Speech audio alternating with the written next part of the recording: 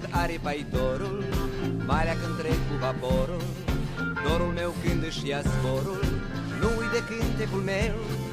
Vara când pârpâie zorii, toamna când pleacă cocorii, iarna pe struna viorii, cântecul sună mereu.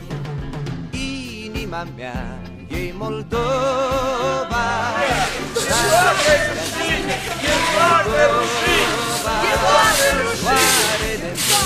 e Moldova, țara în care trăiesc.